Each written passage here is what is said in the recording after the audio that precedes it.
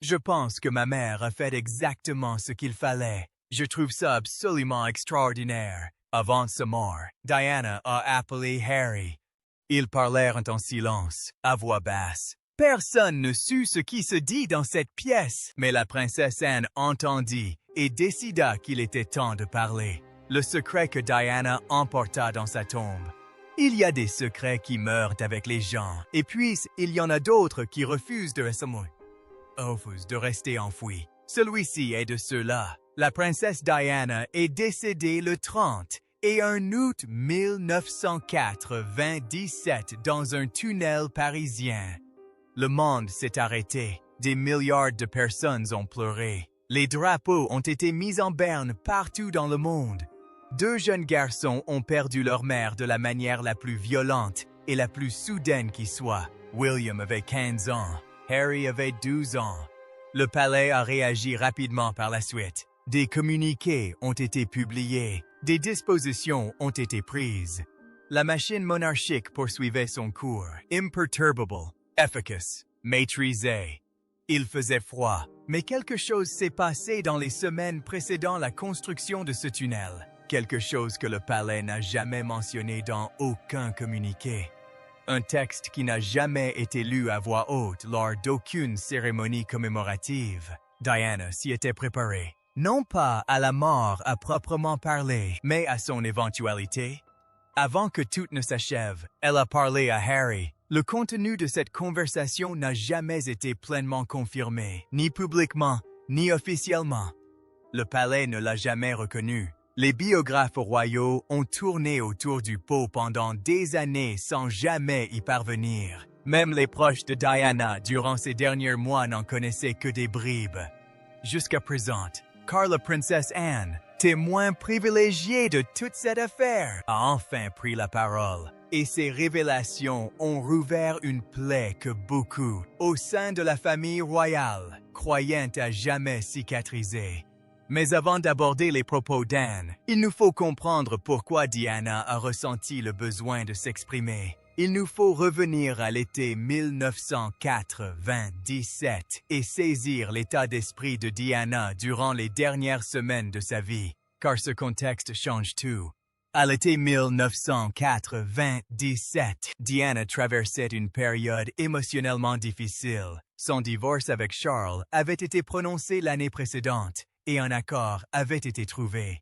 On lui avait retiré son titre d'Altesse royale. Elle avait été marginalisée au sein même de l'institution qu'elle avait intégrée jeune femme, presque sans aucune préparation à ce qui l'attendait. Mais Diana n'avait pas cédé. Elle s'était reconstruite. Elle s'était investie corps et âme dans l'aide humanitaire avec une intensité qui stupéfiait même ses plus farouches détracteurs. Sa campagne contre les mines antipersonnelles l'avait conduite en Angola et en Bosnie. Elle avait parcouru des champs encore marqués par la guerre. Elle avait tenu dans ses bras des enfants mutilés par des explosifs enfouis. Elle avait tout fait devant la caméra, et sans s'excuser, le monde entier avait été touché. Non pas la Diana du palais, mais la vraie. Et cela terrifiait certaines personnes à Buckingham Palace plus que presque rien d'autre. Car Diana n'était plus une épouse royale qu'on pouvait gérer ou contenir. Elle était une figure internationale, agissant en toute indépendance de l'institution. Elle disposait de sa propre tribune, de sa propre voix, d'un soutien populaire bien plus important que tout ce que la monarchie pouvait mobiliser. Elle était aussi mère, et c'est avant tout cela qui a guidé ses propos durant ces dernières semaines. Des sources proches de Diana durant l'été 1997 ont évoqué au fil des ans son état d'esprit. Nombre de ces témoignages décrivent une femme à la fois plus sereine qu'elle, ne l'avait été depuis des années, et plus anxieuse que son entourage ne pouvait le percevoir. Cette sérénité lui venait de son travail, de son sens du devoir et du sentiment de vivre enfin la vie à laquelle elle était destinée, et non celle que le palais avait tracée pour elle. L'angoisse venait de ses fils. Diana s'inquiétait constamment pour William et Harry, non pas de la manière habituelle dont les mères s'inquiètent pour leurs enfants, mais d'une façon spécifique et profondément éclairée. Elle connaissait le palais. Elle savait comment fonctionnait l'institution et y avait vécu pendant 16 ans. Elle avait vu comment elle remodelait les gens, les aplatissait, polissait leurs aspérités jusqu'à ce qu'ils correspondent au modèle familial. Elle ne souhaitait pas cela pour ses fils et s'inquiétait particulièrement pour Harry. William était l'héritier. Son destin était tracé d'une manière irrévocable.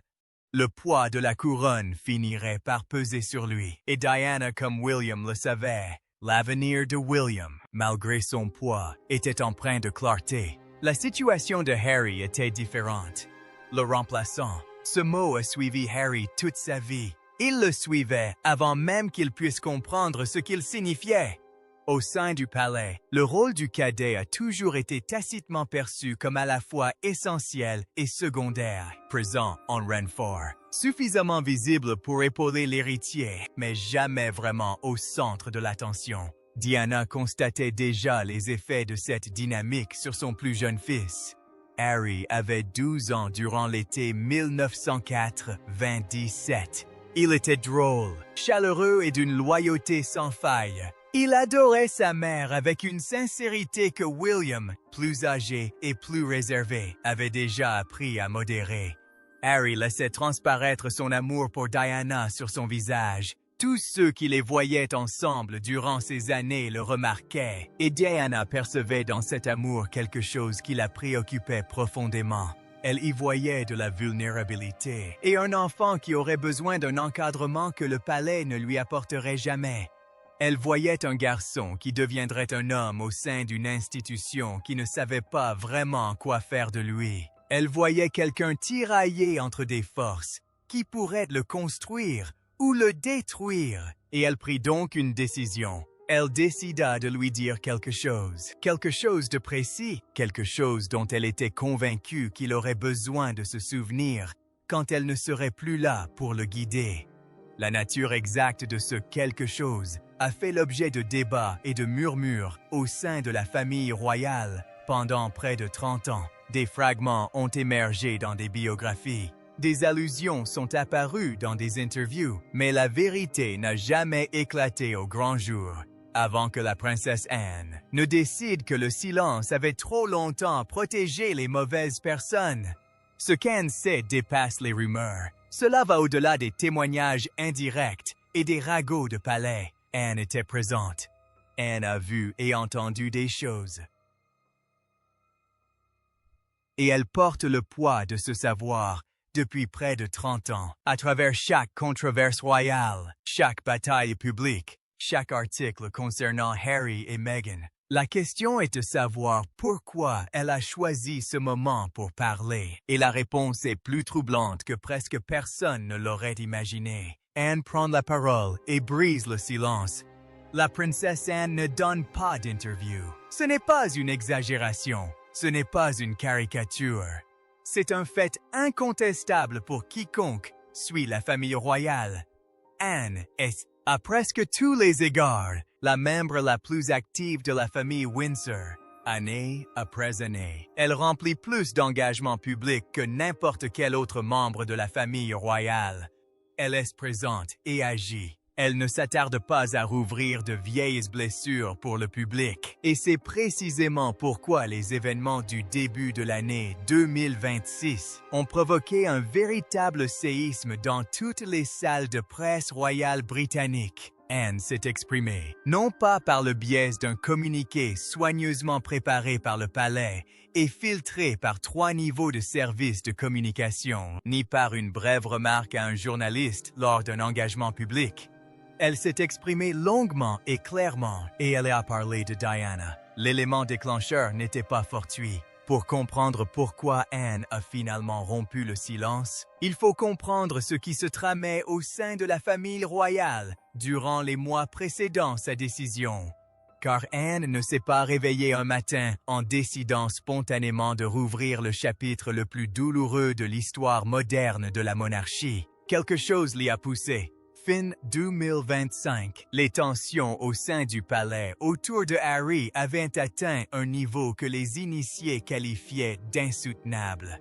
Harry avait passé des années à démanteler ses liens avec l'institution de l'extérieur. Les interviews, les mémoires et le documentaire, chacun de ces éléments avait eu l'effet d'une explosion contrôlée à l'intérieur des murs du palais. Ils avaient contraint la famille à subir une nouvelle vague d'attention publique, tout en conservant les apparences d'un silence digne. Le palais y était parvenu, de justesse, mais il y était parvenu. Puis survint un événement qui changea complètement la donne pour Anne. Des sources proches de la famille royale ont confirmé qu'à l'automne 2025, des discussions sérieuses ont été entamées concernant un éventuel retour du prince Harry à un rôle officiel au sein de la famille royale. Ces discussions, menées discrètement et à titre exploratoire, étaient néanmoins bien réelles et sont parvenues aux oreilles d'Anne. Celle-ci n'a pas apprécié. Ceux qui la connaissent décrivent une femme qui exprime ses émotions par l'action plutôt que par les mots. Elle ne hausse pas la voix. Elle ne fait pas de déclarations fracassantes. Mais quand la princesse Anne décide qu'il faut agir, elle agit. Et ce qu'elle a décidé durant l'hiver 2025, c'est que la famille avait trop longtemps agi sur la base d'informations incomplètes. Plus précisément, que la version erronée des dernières volontés de Diana avait influencé toute la vie de Harry. Réfléchissons-y un instant, car ce qu'Anne suggère par cette position est important. Elle ne se contente pas de corriger un malentendu historique. Elle affirme qu'Harry a vécu selon un récit bâti sur des fondements qui n'ont jamais été entièrement vrais. Que ses décisions, les distances qu'il a créées, les combats qu'il a menés, tout cela a été façonné par ce qu'on lui a dit, montré ou inculqué. Croire cela ne reflétait pas la réalité dans son ensemble, et Anne pensait être l'une des rares personnes encore en vie à pouvoir la reconstituer. La relation entre Anne et Diana n'a jamais été simple.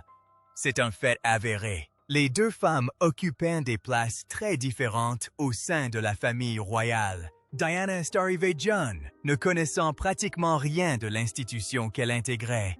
Anne y était née, façonnée dès son plus jeune âge. Elle en avait appris les codes, les exigences et les règles tacites bien avant que Diana ne mette les pieds dans un palais. Des tensions étaient apparues entre elles au fil des ans. Ce n'est un secret pour personne. Les biographes royaux en ont beaucoup parlé. Anne n'a pas toujours été solidaire des combats publics de Diana. Elle n'était pas la confidente chaleureuse que certains autres alliés de Diana étaient, mais voici ce que ces mêmes biographes omettent souvent. Anne observait Diana de plus près que presque personne, pas forcément avec chaleur, mais avec attention. Ce genre d'attention ne peut venir que de quelqu'un qui, tout en faisant partie de l'institution, reste extérieur au tumulte émotionnel qui l'entoure.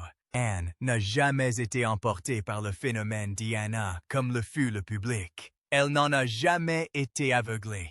Elle voyait Diana clairement, ses qualités exceptionnelles comme ses aspects plus complexes. Et durant la dernière année de la vie de Diana, quelque chose a changé entre elles. Des sources proches de la famille royale en 1996 et 1904, 27 décrivent un changement discret et largement passé sous silence dans la dynamique de leur relation.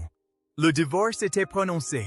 Tatiana n'était plus, au sens institutionnel du terme, membre de la famille royale. Et, étrangement, cette séparation semblait avoir créé un léger rapprochement entre elle et Anne.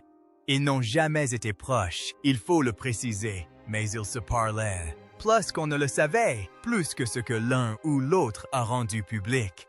Et dans ces conversations, Diana confia à Anne des choses qu'elle ne dit ni à la presse, ni à ses biographes, ni aux amis dont les témoignages ont alimenté les livres publiés après sa mort. Anne garda précieusement ses confidences. Pendant 28 ans, elle les garda, malgré les batailles publiques autour de l'héritage de Diana, les débats sur sa véritable identité et ses véritables aspirations. Malgré le départ de Harry de la famille royale et son témoignage public poignant sur sa propre souffrance. Durant tout ce temps, Anne garda le silence. Au palais, on interpréta son silence comme de l'indifférence, comme si la question de Diana ne l'intéressait pas suffisamment pour qu'elle s'y intéresse. On pensait que son pragmatisme légendaire la rendait insensible à la charge émotionnelle du sujet. Ils avaient tort. Le silence d'Anne n'était pas de l'indifférence. C'était un choix, une décision délibérée et renouvelée chaque jour de préserver quelque chose, jusqu'au moment où cette protection devint plus néfaste que bénéfique. Ce moment arriva en janvier 2026. Les événements précis qui ont finalement poussé Anne à prendre la parole n'ont pas été entièrement confirmés par les sources du palais. Cependant, deux témoignages distincts de personnes proches de la famille royale décrivent une réunion familiale privée qui s'est tenue durant la première semaine de janvier. Une réunion où la question du possible retour de Harry à ses fonctions royales fut abordée de front. Une réunion où certaines affirmations furent faites concernant les souhaits de Diana pour son fils. Anne écouta ces affirmations, puis, avec le calme et la fermeté qui la caractérisent, elle déclara à l'Assemblée que ses propos étaient inexacts. Elle ne s'arrêta pas là. Quelques jours plus tard, Anne accepta de témoigner publiquement, non pas auprès d'un tabloïd ou d'une émission de divertissement télévisé, mais auprès d'un historien royal de confiance, reconnu pour son expertise et son travail de recherche rigoureux. L'entretien fut enregistré. Son contenu a été vérifié à l'aide des archives royales existantes, avant même qu'un seul mot ne soit publié. Et lorsque ces mots ont finalement été rendus publics, la réaction au sein du palais a été immédiate, car ce qu'Anne a révélé constituait une correction importante aux archives historiques. Ce fut une véritable détonation. La question qui se pose maintenant est de savoir ce que Diana a réellement dit à Harry. Quels étaient ces mots qu'Anne a gardés secrets pendant près de 30 ans? Et pourquoi ces mots ont-ils eu le pouvoir de bouleverser tout ce qui a suivi? C'est précisément ce que nous allons explorer. Ne partez pas. Ce que Diana a réellement dit à Harry, voici le chapitre que le palais aurait préféré taire.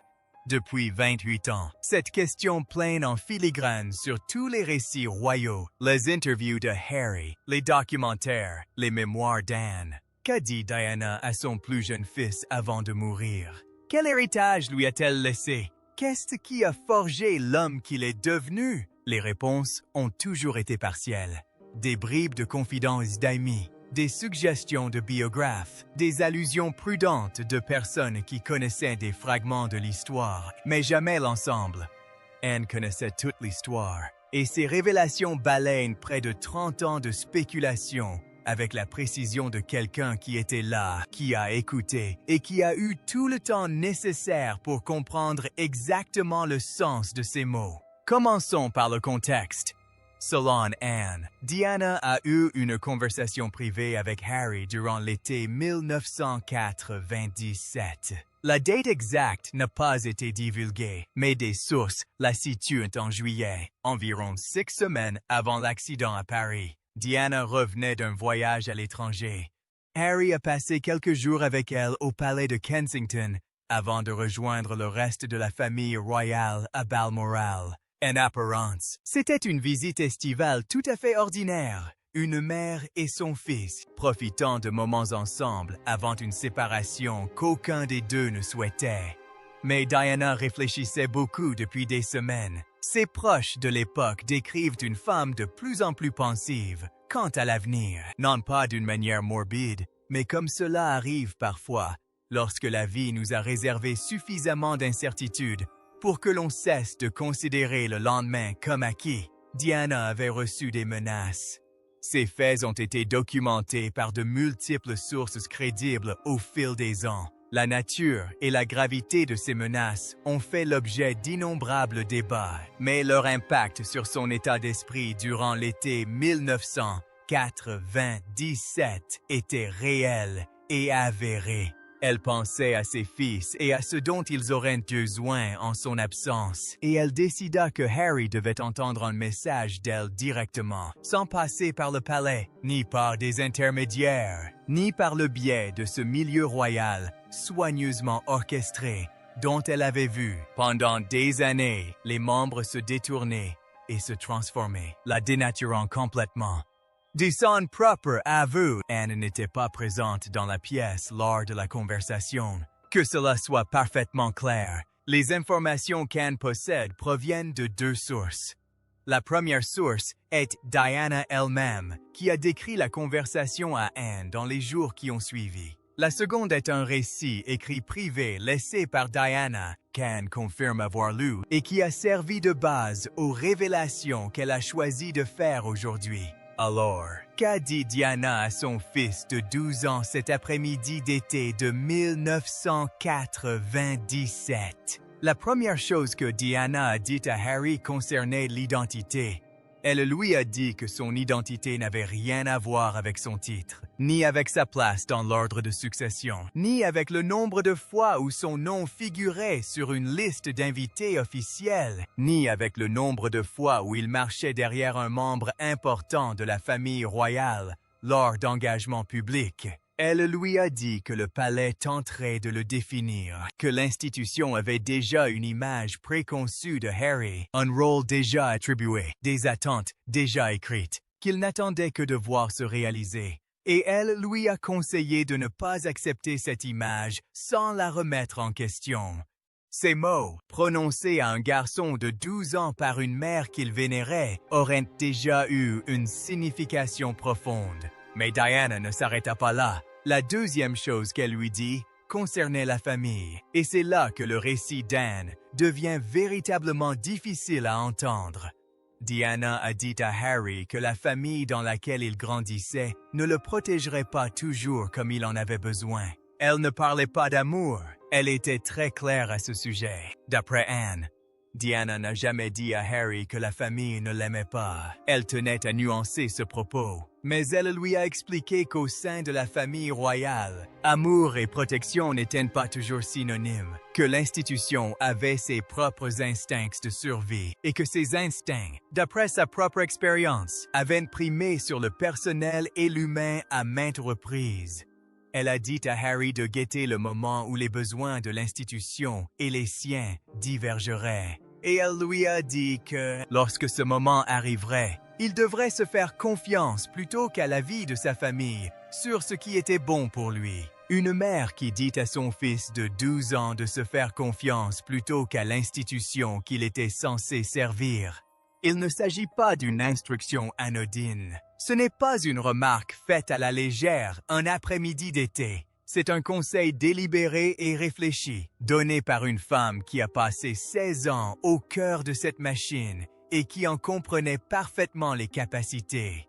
Anne a confirmé que Diana avait choisi Harry précisément pour cette conversation en raison de ce qu'elle avait perçu en lui. Diana pensait que William avait déjà développé les mécanismes internes nécessaires pour assurer la pérennité de l'institution, indépendamment de ses propres conditions. William était plus âgé. William était l'héritier. Il avait commencé à construire les murs nécessaires à la vie au palais. Harry, Louis, ne l'avait pas fait. Harry était toujours aussi ouvert, sans défense. Il était toujours cet enfant qui laissait tout transparaître sur son visage et ne cachait rien. Diana adorait ça chez lui. Elle savait aussi que cela le rendait plus vulnérable que lui, compte tenu du milieu dans lequel ils avaient grandi. Alors, elle lui a offert un cadre, un point d'ancrage. Mais la troisième chose que Diana a dit à Harry, c'est celle qui, selon Anne, n'a jamais été correctement comprise. Diana a parlé du pardon à Harry, non pas comme une douce incitation maternelle à la bienveillance, mais comme une stratégie de survie. Diana avait passé des années dans l'amertume. Elle l'avait bien mérité. Quiconque connaissait son histoire comprenait pourquoi elle existait. Ce mariage n'avait jamais été ce qu'il paraissait. Elle avait souffert de la solitude au sein d'une des villes les plus exposées au monde. et l'humiliation de voir l'homme qu'elle avait épousé aimer une autre femme ouvertement et sans remords, la destitution de son titre, après tout ce qu'elle avait donné à l'institution. Elle avait tout ressenti profondément, intensément, sans la protection que le déni aurait pu lui offrir. Elle confia à Harry que cette amertume lui avait coûté cher, que la portière lui avait volé des années qu'elle ne pourrait jamais récupérer. Elle avait gaspillé une énergie folle dans la colère, énergie qu'elle aurait pu consacrer à vivre pleinement. Elle lui dit de faire son deuil, de ressentir tout ce qu'il ressentait, de ne jamais laisser personne lui dire que sa douleur n'était pas réelle ou légitime. Mais elle lui a dit de ne pas laisser la colère devenir le fondement de sa vie, car c'est ce que l'institution attendait, expliqua Diana à son fils. Un Harry en colère était un Harry facile à contrôler.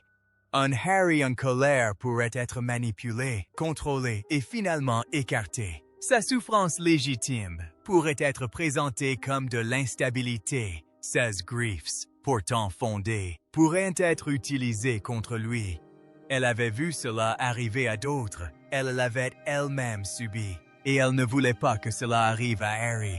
Anne a déclaré que cette partie du récit de Diana était la plus douloureuse à lire, car quiconque a suivi le parcours public de Harry ces 10 dernières années ne peut s'empêcher de le comparer à la mise en garde de Diana. Les interviews étaient empreintes d'une colère brute et sans filtre. Les mémoires qui ont ravivé de profondes blessures au sein de la famille. Les documentaires qui ont présenté chaque relation royale comme une trahison. Diana l'avait vu venir. Non pas les détails précis, mais la forme, le schéma. Un garçon qui a perdu sa mère à 12 ans. Il fut renvoyé dans l'institution qui l'avait brisé, sans aucun moyen d'affronter cette perte d'une manière que le palais jugerait acceptable. Anne a pris soin de ne pas dire que Harry avait tort de ressentir ce qu'il ressentait.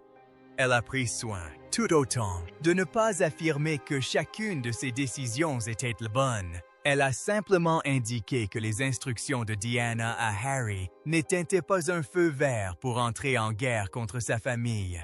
C'était même tout le contraire.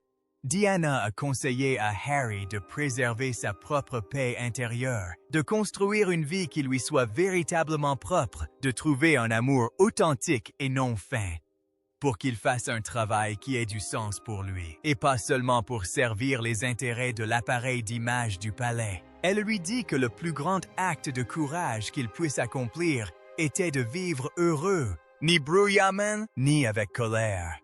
Non pas comme une arme pointée contre ceux qui lui avaient fait du mal. Heureusement, la question de savoir si Harry a perçu ce message comme Diana l'avait voulu est au cœur de toutes les révélations d'Anne. Seul Harry peut dire si les années de souffrance, de perte et de pression au palais ont déformé ce message au point de le rendre méconnaissable. Mais Anne a été on ne peut plus claire sur un point. Diana n'a jamais demandé à son fils de détruire la famille. Elle lui a dit de se sauver. Ce ne sont pas les mêmes instructions. Et pendant près de 30 ans, la différence entre elles a été occultée par les gros titres, les batailles juridiques et les séries documentaires soigneusement produites. La vérité est désormais établie, Anne. Les conséquences de cette clarification ne font que commencer. Quelles en seront les conséquences? Rien ne se passe sans heurts quand il s'agit de Diana. Cela a toujours été vrai. C'était vrai de son vivant. C'était vrai la nuit de sa mort. Cela s'est vérifié à chaque fois que son nom a été mêlé à une controverse royale au cours des 30 dernières années. Et c'est encore vrai aujourd'hui. Lorsque le récit d'Anne fut rendu public en janvier 2026, la réaction au sein du palais fut brutale et sans retenue. Loin du silence digne et mesuré que l'institution observe habituellement lorsqu'un scandale éclate au grand jour. C'était la panique, pas celle qu'on voit. Le palais est bien trop habitué à ce genre de situation. Mais ceux qui se trouvaient à l'intérieur des murs ont décrit un sentiment qu'ils n'avaient pas éprouvé depuis des années. Une perte de contrôle sur le récit, l'impression qu'une chose avait été libérée et qu'il était impossible de la retenir. car Anne n'avait pas simplement partagé un souvenir personnel. Elle avait déconstruit la version des faits que le palais avait soigneusement entretenue pendant 28 ans. La version qui présentait le départ de Harry de la vie royale comme un acte d'égoïsme. Cette version présentait sa colère comme une manifestation d'instabilité plutôt que comme une blessure. Elle permettait à l'institution de se hisser au-dessus des décombres de son enfance et de se présenter comme la partie raisonnable dans une situation absurde. Anne n'avait pas attaqué le palais de front. Elle avait fait quelque chose de bien plus efficace. Elle avait laissé Diana s'exprimer. Et les paroles de Diana, même filtrées par le temps et le récit minutieux d'Anne, avaient un impact qu'aucun communiqué de presse n'aurait pu atténuer. Moins de 48 heures après la publication du récit d'Anne, des sources proches de Harry ont confirmé qu'il avait été mis au courant des révélations d'Anne. Les détails de sa réaction n'ont pas été entièrement confirmés. Cependant, deux personnes distinctes au fait de la situation ont décrit un homme profondément bouleversé. Non pas déstabilisé, mais ébranlé de cette façon si particulière qui se produit lorsqu'une chose que l'on soupçonnait depuis des années est enfin confirmée par une personne crédible. Harry avait toujours cru que sa mère lui avait laissé quelque chose. Une sorte de fil conducteur. Une version d'elle-même qui dépassait les photographies, les apparitions publiques et les souvenirs soigneusement archivés. À présent, il savait de quoi il s'agissait. Et il savait que son entourage, durant la majeure partie de sa vie adulte, l'avait laissé vivre sans cela. Cette prise de conscience est loin d'être anodine. Prenez un instant pour en saisir le sens. Un homme qui a passé des années en conflit ouvert avec sa famille et qui a été tour à tour dépeint comme victime et bourreau. Il a pris des décisions qui lui ont coûté ses relations, ses titres et le pays où il a grandi. Il découvre alors que sa mère lui avait laissé des instructions précises concernant précisément cette situation. Une instruction connue, qui était consignée par écrit, qui était détenue par une personne au sein du palais pendant près de 3 décennies. La question que soulève cette instruction est celle à laquelle personne au palais ne souhaite répondre directement. Qui d'autre était au courant? Anne l'était. C'est désormais établi.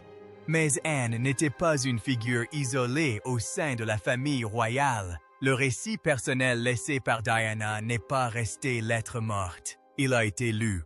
On en avait connaissance, et des décisions furent prises, consciemment ou non, quant à savoir si Harry apprendrait un jour son contenu. Ces décisions ont façonné toute sa vie. Les commentateurs royaux qui ont suivi cette affaire depuis les révélations d'Anne ont fait preuve de prudence dans leurs propos. Personne n'a formulé d'accusation directe. Personne n'a désigné une personne en particulier, ni employé le terme « non tenu ». Mais la logique de cet argument est indéniable. Harry a grandi au sein d'une institution qui savait que sa mère lui avait laissé un message sur le fonctionnement même de cette institution. Un message sur l'identité, la protection et la différence entre les besoins de sa famille et les siens.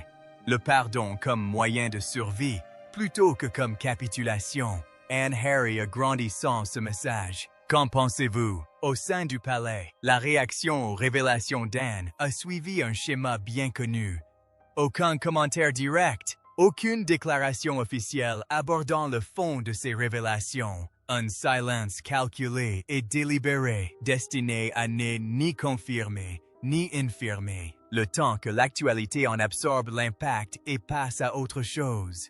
Mais cette histoire n'est pas près de s'arrêter, car Anne n'a pas dit son dernier mot. Des sources proches de la princesse ont confirmé que ces révélations de janvier 2026 ne reflétaient pas l'intégralité de ce qu'elle savait. C'était le début. Anne a délibérément choisi ce qu'elle allait révéler et à quel moment. Le récit écrit et privé laissé par Diana contient bien plus d'informations que ce qui a été rendu public jusqu'à présent. Pourquoi Anne divulgue les informations par étapes mérite réflexion. Certains observateurs royaux pensent qu'elle cherche à préserver certaines relations familiales tout en s'assurant que la vérité finisse par éclater. D'autres estiment qu'elle observe la réaction de Harry aux révélations déjà faites avant de décider de la suite à donner. Et un petit nombre de personnes proches du dossier pensent qu'Anne adresse un message au palais lui-même, un rappel qu'elle détient un trésor important, que la gestion de l'héritage de Diana par l'institution a un témoin clé, quelqu'un qui était présent et qui a décidé que le silence n'est plus la bonne réponse. Pour Harry, l'avenir est désormais véritablement incertain. Cette révélation ne répare pas automatiquement ce qui a été brisé. Elle ne reconstruit pas les relations détruites publiquement et douloureusement au fil des années. Elle n'annule ni les décisions prises, ni les paroles prononcées. Mais cela accomplit quelque chose d'important. Cela confirme que Diana le voyait clairement, qu'elle comprenait parfaitement ce à quoi il serait confronté et qu'elle l'aimait suffisamment, de manière spécifique et délibérée, pour lui laisser un plan d'action. La question de savoir si Harry parviendra à retrouver le chemin tracé par cette voie après tout ce qui s'est passé déterminera le prochain chapitre de son histoire. Diana a dit à son fils de se sauver lui-même, non par la colère ou la guerre, mais par la paix. Tout au long d'une vie vécue authentiquement et discrètement, selon ses propres règles, le monde entier observe, attendant de voir s'il l'a enfin entendu. Diana a parlé, Anne a écouté, et après 28 ans, la vérité a enfin éclaté au grand jour. Si cette histoire vous a touché, n'hésitez pas à partager vos impressions dans les commentaires ci-dessous. Partagez cette vidéo avec quelqu'un qui a besoin de l'entendre. Abonnez-vous pour en voir plus. L'héritage de Diana n'est pas encore terminé.